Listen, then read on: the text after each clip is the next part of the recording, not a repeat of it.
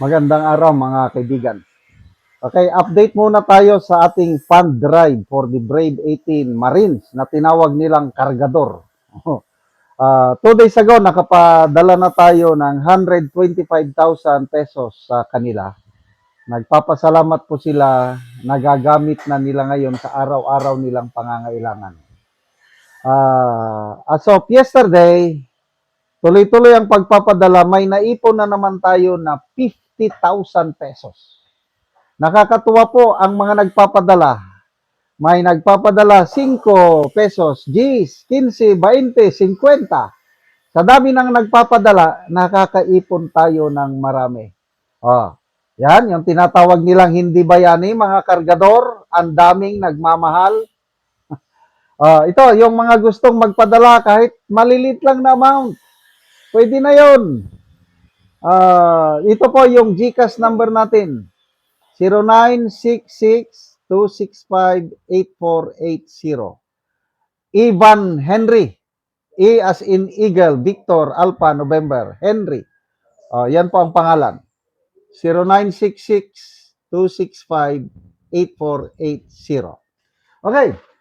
Bigyan natin ng reaksyon itong post ang balita ngayon. Nakakatuwa.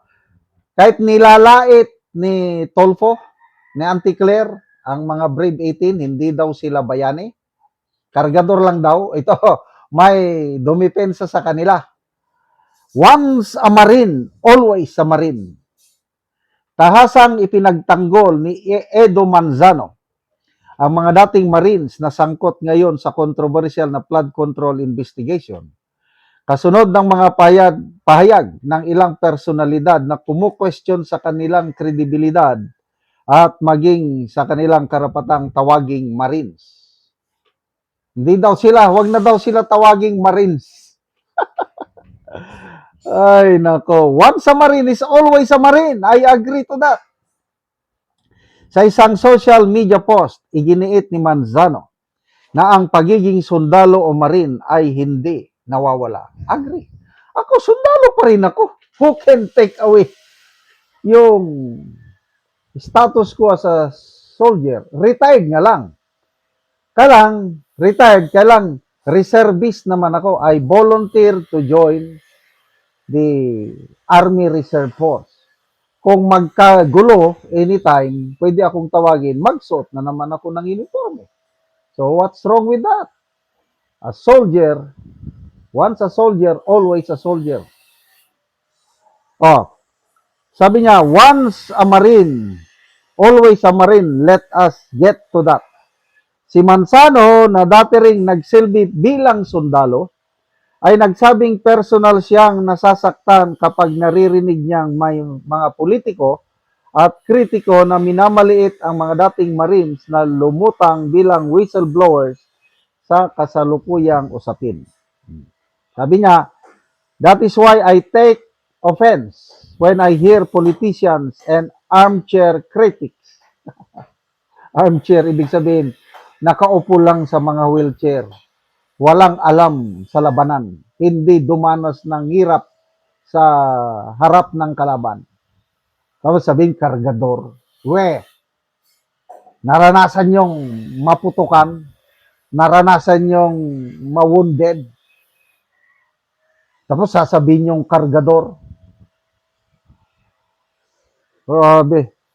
Armchair critics who say these whistleblowers, these former Marines should no longer be called Marines. Lumabas ang pahayag ni Manzano sa gitna ng mainit na palitan ng opinyon kaugnay ng grupong tinaguri ang Brave 18, mga dating sundalo at bodyguards na nagsubmiti ng mga affidavit at testimonya tungkol sa umunay pagdadala ng mga maleta. Para kay Manzano, hindi dapat basta-basta isinasantabi ang kanilang mga salaysay. Sabi niya, before anyone dismisses them, their testimonies should first be heard, validated, examined, tested against the truth. Dagdag pa niya, hindi yung dahil inconvenient sa makapangyarihang basura na agad ang tingin sa kanila. Correct. Matatamaan sila kaya lacking in credibility. Ano pa yan? improbable, mathematically impossible. Mga ganun ang kanilang ano eh.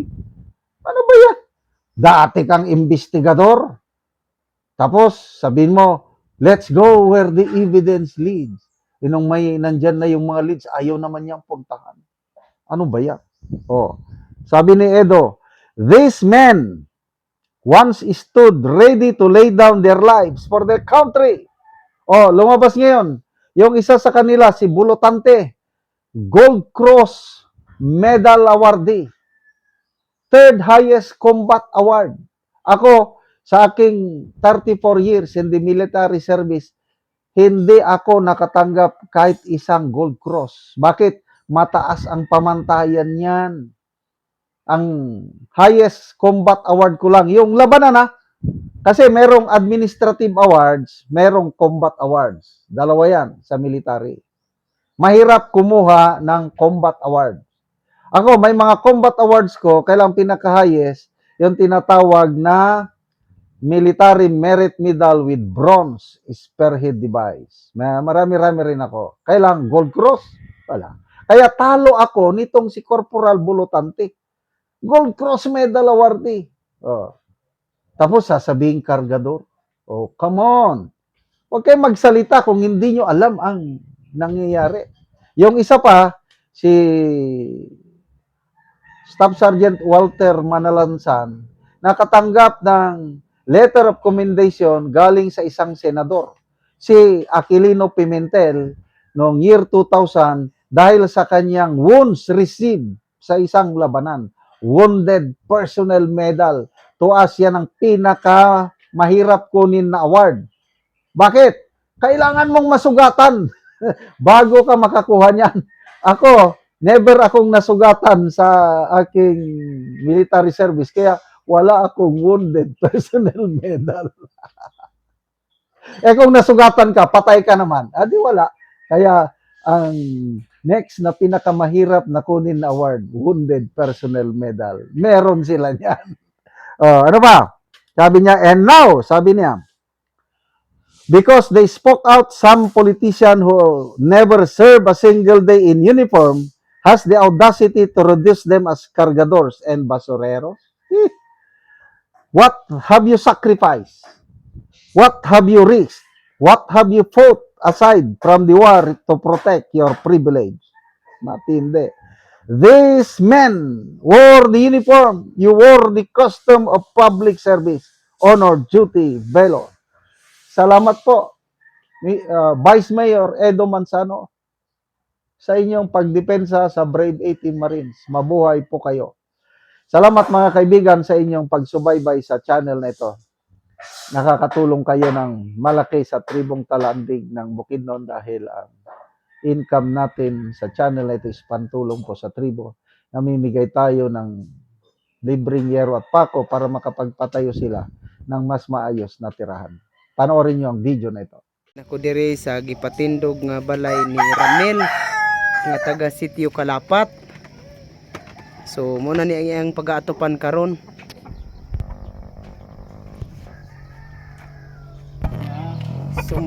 So mo na ni ang yero nga among gi atag nga natabang sa iyaha. Pag-atop na ni siya karon.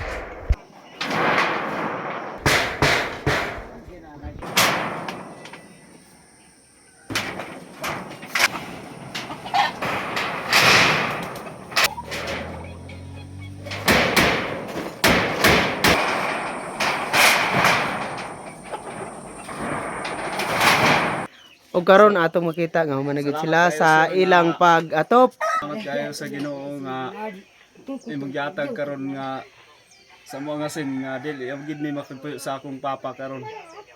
Kay nakigpuyo lang ka dito si iyong papa. Puyo lang mi sa dito sa akong papa. So karon nakabalay na gyud ka. Balay nami nakadukod nami karon sa balay. Namo karon. Tungod sa tabang na gihatag nga sin sa amo. Salamat kayo. Salamat kayo.